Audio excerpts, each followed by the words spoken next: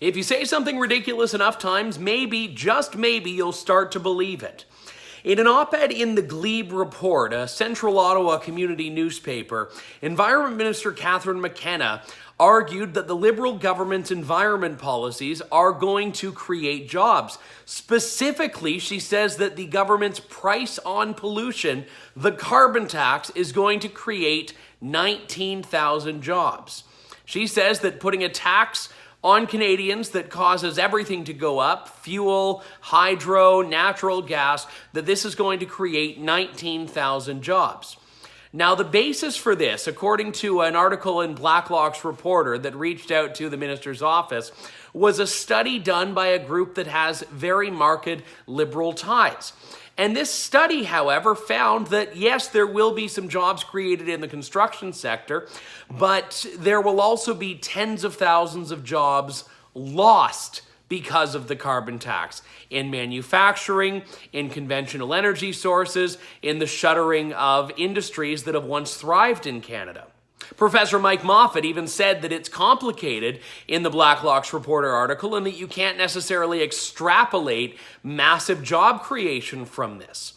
And even those jobs that will be created are because of a need to replace certain things that the government is shutting down. Now, when I read this, it reeks of the broken window fallacy. The idea that fixing a window is somehow an economic positive, even if you had to break it in the first place to do it. Creating jobs in the wake of government destroying other jobs is not economic growth, and you can't argue it is. But the Liberals are trying to say that this job-killing carbon tax is anything other than, well, a job-killing carbon tax. And if you want to see the real impact, don't listen to an op-ed written by Catherine McKenna, but listen to business owners that have been sounding the alarm about this for ages, or factories that are shutting down, businesses that could barely afford their hydro rates as it was already, and now are finding the added costs are even more prohibitive. Remember, a carbon tax is a tax on everything that requires carbon, which means anything you need to drive somewhere, anything you need to power, that is going to cause more money that businesses have to spend, which they either have to absorb or pass on to their consumers. But there's no net positive benefit, and there's certainly no net neutral benefit. That money has to come from somewhere.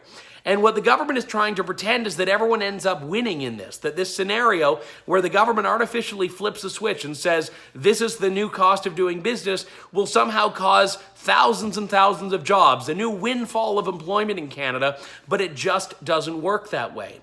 Canadians are seeing through this, we hope.